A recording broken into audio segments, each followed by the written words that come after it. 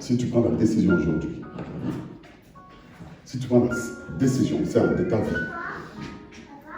de dire je vais essayer avec Dieu, c'est une décision de dire je vais servir Dieu avec ce que je suis et ce que je suis. Si tu prends la simple décision, une décision innocente, sincère, et que tu dis, moi, oh Lord, je servirai Dieu, je ferai tout pour la gloire de Jésus, je ferai tout ce qui peut rendre Dieu heureux, content. Dieu aussi, on peut le rendre heureux. Si tu prends cette décision, de tout ton cœur, je te l'ai dit à ma parole d'homme de Dieu, le ciel prendra une décision plus grave qu'il n'a jamais prise.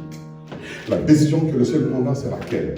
C'est de veiller à ce que rien ne t'arrive. De veiller à ce que rien de mauvais ne t'arrive.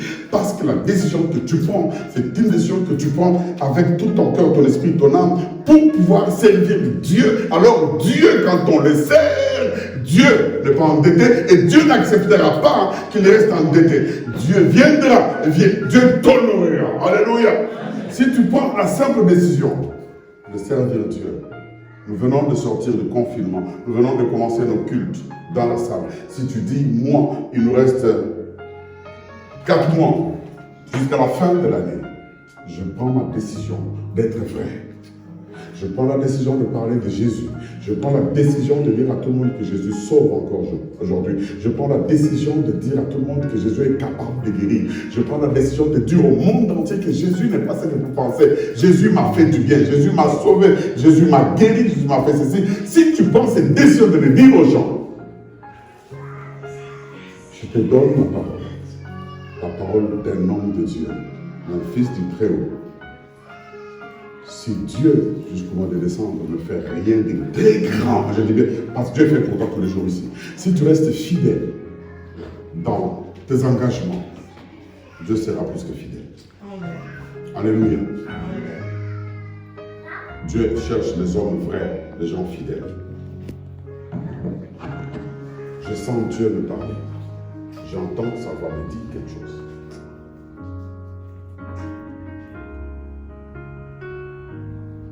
Si tu prends la décision, je vais me répéter, si tu prends la décision d'être vrai dans tout, être vrai dans ta façon de prier, de donner, de servir, être vrai dans ta façon d'être là, être vrai. Vous savez, nous avons même pris la décision de changer même nos horaires de prière, en les déplaçant de 10h à 11h. Vous verrez que quand on n'est pas vrai, on peut s'efforcer pour arriver au travail à 7h si on commence à 7h. Ma femme commence à 7h, elle arrive au travail à 7h du matin. À 7h moins ou 7h, oui. Elle fait tout. Même si ma voiture est en panne, elle fait tout, elle va arriver à 7h du matin.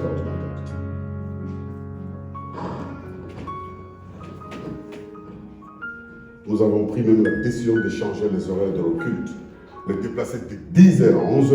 Vous verrez qu'à 11h, nous ne sommes pas nombreux dans la salle. Dites-vous que vous n'êtes pas vrai.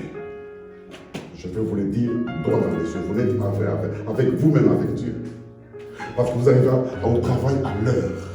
Jamais vous êtes arrivé 2 fois dans la semaine en retard au travail. Parce que vous savez qu'on va vous coller une blague. On va vous coller une lettre. Maintenant, quand vous le faites avec Dieu, vous faites pourquoi? Dieu, c'est un imbécile pour lequel vous pouvez tout faire.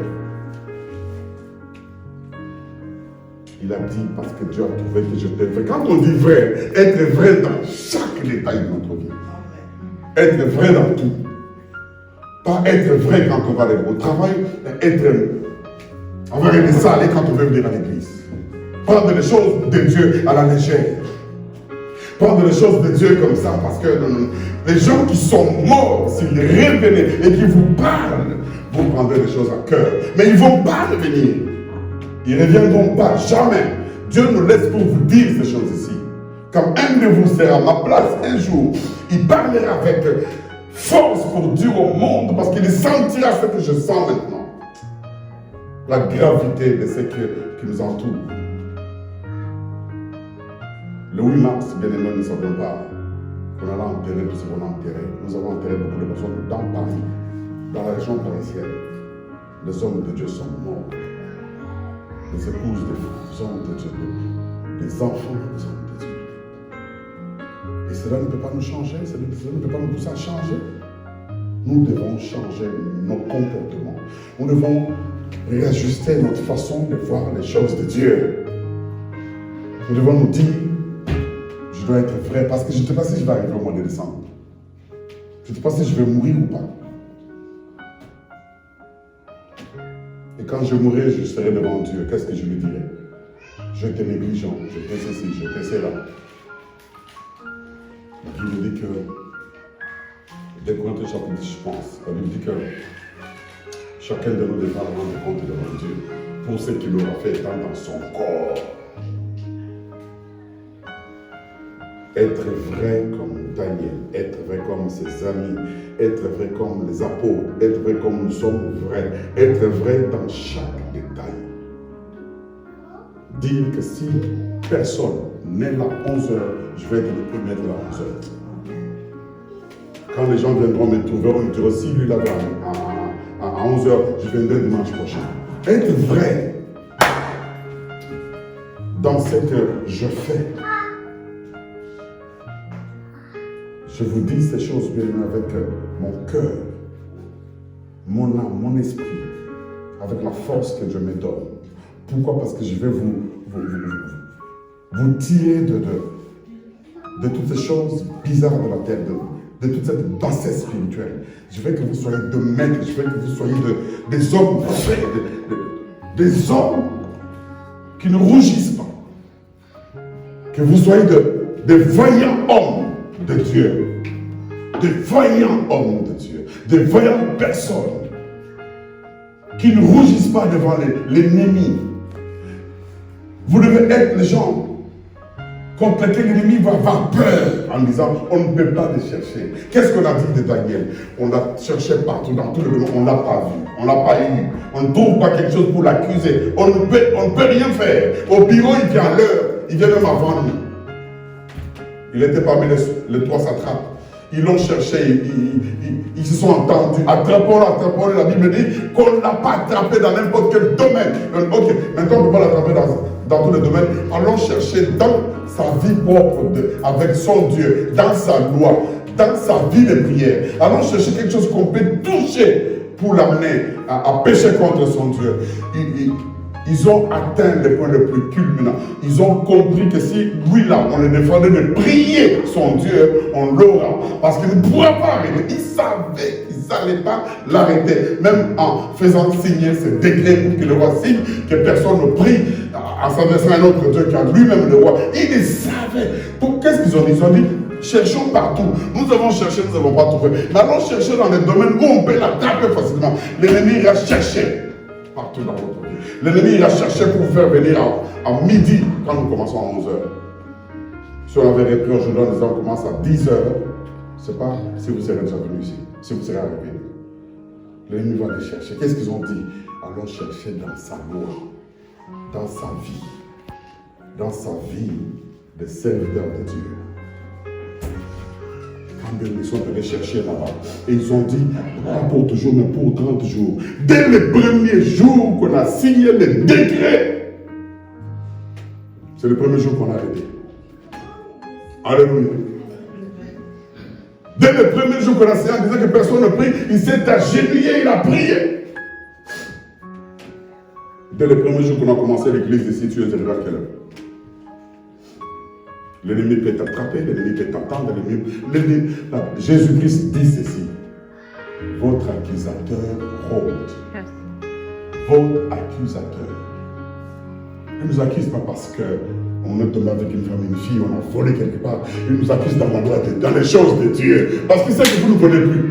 Il sait que vous ne tombez plus avec des femmes et des hommes. Il sait que vous ne peut-être mentez plus pour la plupart qui ont arrêté le mensonge. Alléluia. Parce qu'un enfant ne peut plus mentir. Il sait qu'il ne peut pas vous trouver dans ces choses-là. Mais il va vous trouver dans des choses les plus simples de venir arrêter à l'église. Quelqu'un m'entend? Amen. Il ne peut pas. Même si une fille venait avec une jupe ici, faire au guide, dandiner comme ça devant toi, il sait qu'il ne t'aura pas. Tu n'es pas de ce genre. Alléluia. Alléluia. Il sait que même s'il a envoyé une très belle fille, même noire, teint noir ou teint clair ou quoi que ce soit. À Nino, il sait que Nino ne marchera même pas. L'ennemi sait qu'il peut envoyer 10 femmes, 10 jeunes filles d'Andina comme ça, et des parents comme ça. Nino ne regardera pas. Je ne mens pas. Alléluia. Amen. Je cause avec lui, je sais qu'il aime trop Jésus. L'ennemi sait qu'il ne le fera pas. L'ennemi sait qu'il ne peut pas envoyer ça chez telle personne. Mais l'ennemi ira trouver. Il ira dire, il aime tellement Dieu, mais où est-ce que je peux l'avoir? Il dit, je lui donnerai le programme le dimanche matin. Le dimanche matin, je lui rappellerai des choses que je ne peux pas lui rappeler tous les jours. Je lui rappellerai ça. Quelqu'un m'entend? Le dimanche matin, tu te réveilles, tu commences à chercher des choses que tu ne peux pas chercher. Donc, tu n'as même pas besoin. Tu tournes en rond dans la maison.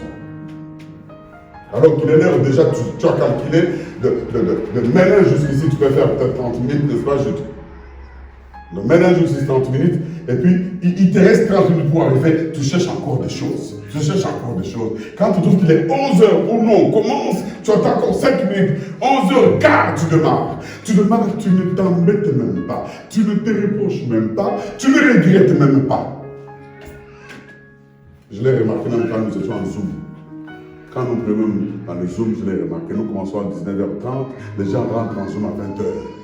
J'ai dit, mon Dieu, on a un confinement, ils sont chez eux dans leur maison. Bien aimé, réfléchissez trop bien. Est-ce que l'ennemi vous trouve vrai? Est-ce que vous aimez Jésus? Quand on aime un homme, une femme, on fait tout. On donne des cadeaux qu'on n'a pas demandé. On se rend compte qu'à la maison, quand je suis sorti, hier, quand je me lavais, j'avais vu qu'il n'y avait plus de savon. Non, on ne me l'a pas demandé, je l'achète, je ramène à la maison. Et quand tu arrives à la maison, chérie, j'avais oublié de te dire d'acheter. Non, j'avais déjà vu. Tout ça, tu fais pourquoi? C'est l'amour que tu portes à ta femme, à ton mari, à tes enfants. Et quel amour que nous portons pour Jésus et son œuvre. Il te cherchera partout. Il te trouvera. Il te cherchera là où penser te trouver. Il t'emmènera dans une fête où tu vas retrouver les gens avec qui tu as grandi. Il t'emmènera dans une autre fête où tu vas trouver des gens partout là, il ne t'a pas eu. Après, il dira, mais où est-ce que je peux le voir? Ok, c'est moi aussi. Je vais tout faire pour qu'il y ait un truc, un incident sur son compte. Comme ça, la dîme qu'il ne donne pas pour que Dieu continue à le garder, il ne va pas la donner. Et il le fait toi aussi, tu tombes dans son piège. Et puis quand tu fais ça, tu ne donnes pas, tu dis, oh Dieu sait. D'ailleurs, le mois dernier, j'avais donné, non? Dieu voit que j'avais donné le mois dernier, c'est moi ici. Même si je ne donne pas, je le donnerai le mois prochain. Dieu dit, si vous êtes vrai, je serai plus vrai avec vous. Qui a dit amen? Est-ce que dit amen fort? Maintenant, on va se dire amen fort.